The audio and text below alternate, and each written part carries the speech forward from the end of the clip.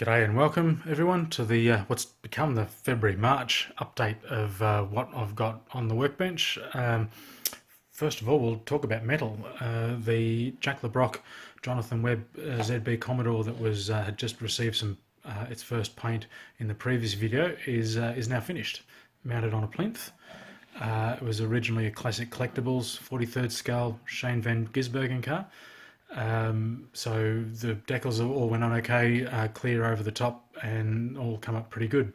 When I took this out of the cabinet though to make this video, I don't know if you can see on it looks like the car's been mounted to the base when the paint was wet, but that's some sort of a reaction that's happened between the tyres and the paint on the base. So I'm not sure why that's happened, but it's not going to be coming off the base anyway, so that's all as it is. So we'll get that out of the way. Secondly, into the plastic stuff, the Take a Cue Toyota, all of the parts here are now basically finished and ready for paint. So these will be painted on the sprue. There's no point cutting that off. But everything else here is prepared. I'm not sure when I'm going to get to primer it, but that's basically, that step's gone. Update on the Ferrari. Now, the F60, we've got some bits and pieces have been completed here.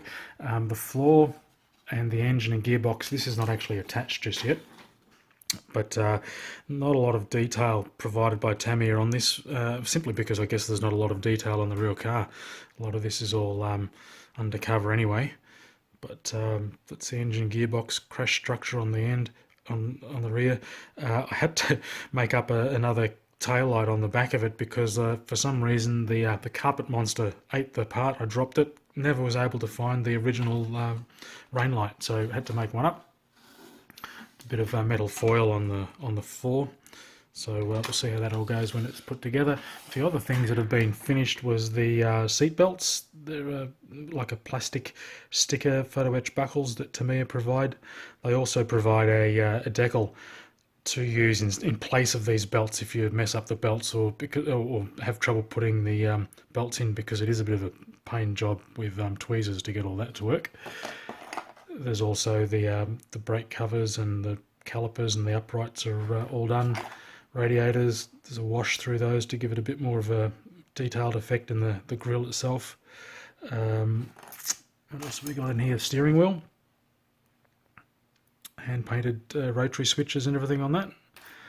So they're all completed parts waiting for assembly. There's still a lot to go as far as the body is concerned. So a few pieces on the sprue have been primed, but the main monocoque is not too far ready for a hit of primer. There's been a bit of filling and smoothing off with the getting the radiator inlets to be smooth with the main body. So that's pretty much ready. There's a few wing parts on here that have already been primed, so I'll leave those on there for the colour. Nose cone, been taking a lot of work to get the seam mark out of the middle, so another hit of primer on this. Fingers crossed that's going to be okay. This is the photo etch. The buckles were in here, already pre-cut. It was just a case of lifting them off the red, which is an adhesive material. This is the template for doing the tyres, so we'll get to the tyres some other day. And then these are just other body parts that are basically, you just need a little bit of prep and they'll be ready for primer. So we'll get that one out of the way. So there's making progress on there, and in the meantime I've started another one, so I've got 3 plastic kits on the way. The Tyrrell Yamaha 023 from 1995, and this has become the next meeting model. I'm just preparing bits and pieces of this during the model club meeting, so just taking a few parts off, cleaning up bits and pieces ready for spray.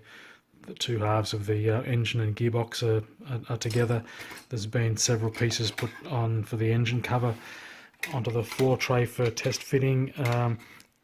This is, what's this, nearly getting on to 20-year-old kit now, and the fit, I don't know if you can see, there's going to need to be some fill on some of these parts that have been glued in, but we'll see how it goes. It's not a great fitting kit by Tamiya standards that I've found so far, but we'll see how we go.